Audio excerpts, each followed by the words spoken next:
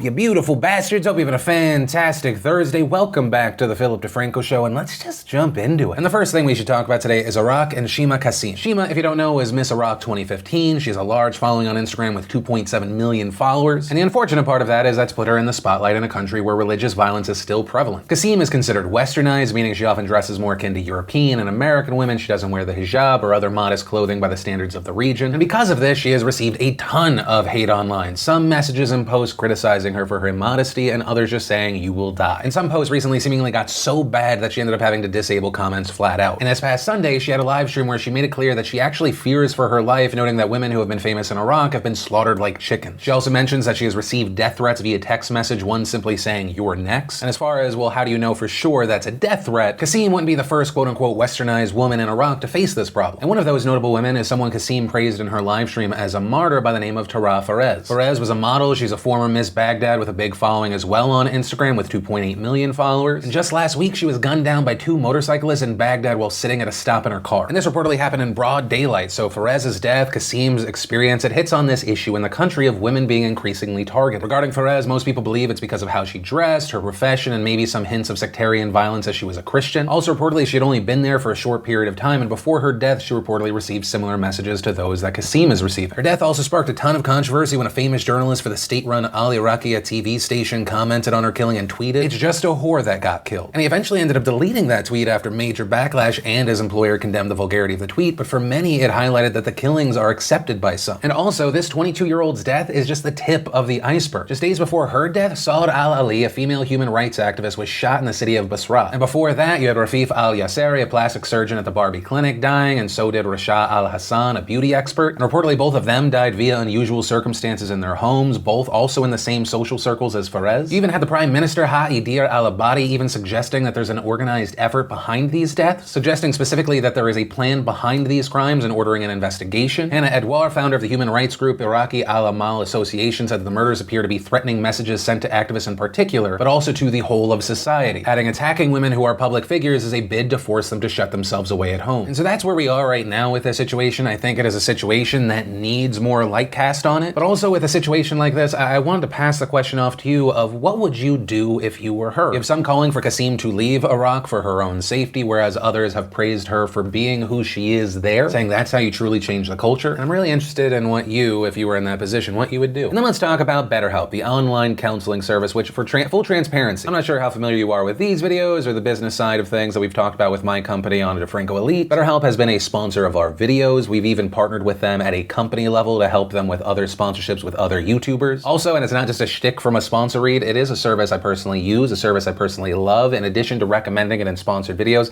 I recommend it to friends and family, especially friends and family that are like, oh, I don't have the time to talk to someone. And so with all of that kind of explained from the get-go, that's why I was so taken aback yesterday when all of a sudden there was this wave of claims that BetterHelp was a scam. And looking into it, it mainly appears that these claims are coming from kind of these two things that are being connected. One, there are places where there are a lot of reviews from people that weren't happy with the service or the counselors that they had or for a variety of other reasons. And two, you had people calling into question certain parts of BetterHelp's terms and conditions. And those parts hit on things like, while we may try to do so from time to time in our sole discretion, you acknowledge we do not represent to verify and do not guarantee the verification of the skills, degrees, qualifications, licensure, certification, credentials, competence, or background of any counselor. It is your responsibility to conduct independent verification regarding any counselor that provides you with counselor services, whether through the platform or not. And we strongly recommend that you will conduct this verification prior to communicating with any counselor through the platform and on a continuous basis as you use the platform. Right, and so from that terms of service, there's this question that pops up of, okay, are you just allowing anyone to say that they're a counselor? Right, because that language is concerning and is completely alien to my understanding of how they go and vet these people. So from here, I then reached out to our contact at BetterHelp. We ended up being connected with the founder of BetterHelp, Alan Matas, and he gave me a statement where at one point he talked about the terms and conditions in question, saying, the terms and conditions document typically provides the legalese that defines the extent of liability and mitigates legal risks associated with such platforms. We will be revising the terms and conditions document so it more closely matches the vetting process we currently conduct. And regarding that current vetting process, he said, we have a whole team that makes sure every provider we bring to the platform is fully licensed and in good standing. Providers who apply are required to provide proper licensure documentation, proof of identity, and references from other licensed practitioners who have worked with them. We then cross-check their licensure information with their respective state licensing board. Additionally, our vetting process for each provider, which typically takes 4 to 5 weeks, goes well beyond checking credentials. Each potential provider needs to complete a case study exam by a licensed clinician clinician in a video interview. The result of this rigorous process is that only about 15% of the therapists who apply to work through BetterHelp are accepted to the platform. And then adding that on top of all of that, we also show the full licensing information for each provider to make it easier for users to do their own due diligence on their counselor. And so seemingly the TLDR of that statement is the founder saying we acknowledge that we need to revise our terms and conditions. The way that the legal wording was put into place was to limit liability, but we do vet these people. Also on top of this, Matas has publicly said, you are welcome to go to our provider directory, betterhelp.com/counselors, and see the credentials and licensing information of each one of our providers. And also on top of all of that, they have invited me to their offices to see their processes and procedures. Now, with all of that said, even though I personally trust them, I've had a fantastic experience myself. Moving forward, I'm going to be putting a temporary hold on future BetterHelp sponsorships. This until one, they reword their terms and conditions, which they said that they will, and they really need, I understand the concern there. Like I looked at the site of one of their competitors and they have some of that same distancing language, but it also says that they put in a lot of work. That needs to be made apparent, and I also do need to go there and see what they are actually doing and how they actually do it. And I mean getting them to address the terms and conditions, the vetting process, also the other complaints and criticisms of the service overall. And also on that note specifically, I requested and they accepted for me to either bring a journalist with me or to have one come in addition to me. And I think that's an important part because I am aware that because of my relationship and partnership with BetterHelp, there's no way that to everyone it can seem unbiased when I go there. And so today, and all of this of course is still developing, I reached out to a journalist that covered the controversy around BetterHelp and invited them to come with me or in addition to. They said that they're interested and hopefully we can arrange for something sooner rather than later. But ultimately, that is where we are right now. Understand I take this situation very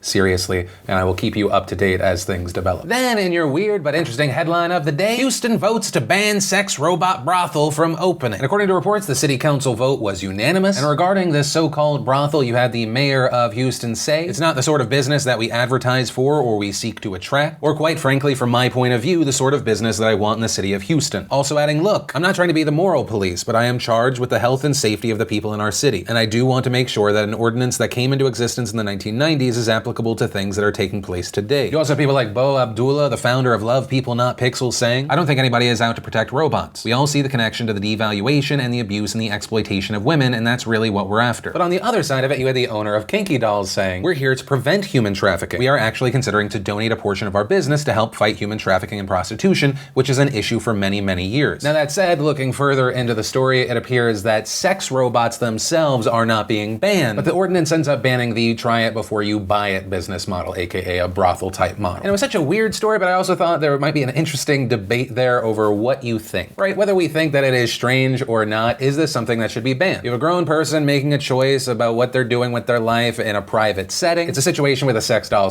/ robot, so is that really prostitution? And I'd really love to know your thoughts on this one, because while I would not be super pumped to be right next to this place, to me, while it's not a place I would actively go to, it does seem like a place that is harmless. But that said, that is my personal takeaway from it, and I pass the question off to you. What are your thoughts here? And then let's talk about this horrible story coming out of Florence County, South Carolina. Yesterday at around 4 p.m., sheriffs there attempted to execute a search warrant on a residence. And that warrant was reportedly related to allegations that a 27-year-old that lived there had sexually assaulted a minor that was a foster child in the house. And when the sheriffs arrived, instead of cooperating, a man who has now been identified as 74-year-old Frederick Hopkins barricaded himself inside with an unspecified number of children and opened fire. Reportedly, as other officers arrived to assist, the suspect continued to fire, hitting 7 officers total. Also, due to the position of the shooter, officers were unable to get to the injured without putting themselves in the line of fire. But reportedly, thanks to a mine-resistant ambush-protected or MRAP vehicle, they were able to retrieve the officers that had been shot. And after what ended up being a 2-hour standoff, Hopkins ended up speaking with a negotiator and was taken into custody. Also regarding Hopkins, he was then taken to the hospital with a head wound reportedly from a fall. There are also reports that at least one civilian was injured, a 20-year-old man inside of the house who was shot and taken to the hospital, but as of right now, his condition is unknown. And as far as the police officers, one of the officers who was shot, Terrence Caraway, he reportedly died of his injuries on the way to the hospital. He was a 30-year veteran of the force. He was named Officer of the Year in 2004. Also among the injured, you had 3 Florence City police officers and 3 other county deputies. 2 of those police officers have reportedly been released from the hospital, and 1 is in serious but stable condition. As far as the deputy's condition, right now we don't have new updates. So that said, during last night's press conference, we had Florence Police Chief Alan Heidler speaking of the officers' bravery. These officers are my family.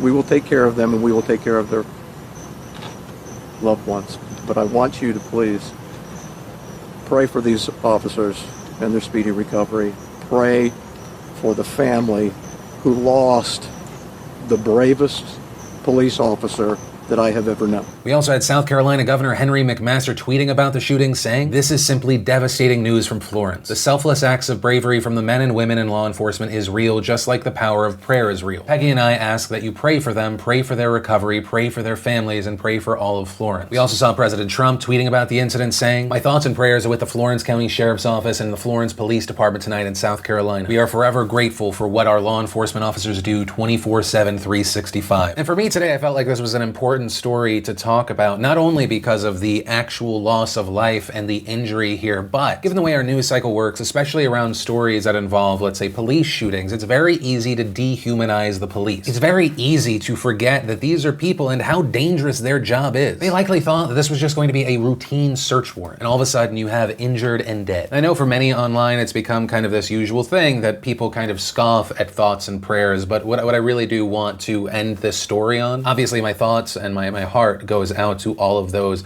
affected, but I also just want to say thank you. Thank you to the good men and women that put their lives on the line for us, for their community. I, like pretty much everyone else that is not in law enforcement, I am commenting from the sidelines, and I cannot imagine what goes into your job. So thank you, my heart breaks for you here, and that's where I'm gonna end this one today. And remember, if you like these videos, you like these daily dives into the news, hit that like button. If you're new here, hit that subscribe button. Also, if you missed yesterday's show, you want to catch up, you can click or tap right there to watch that. Or if you want to watch the newest bonus video, you can click right there. But that said, of course, as always, my name is Philip DeFranco. You've just been filled in. I love yo faces, and I'll see you next time.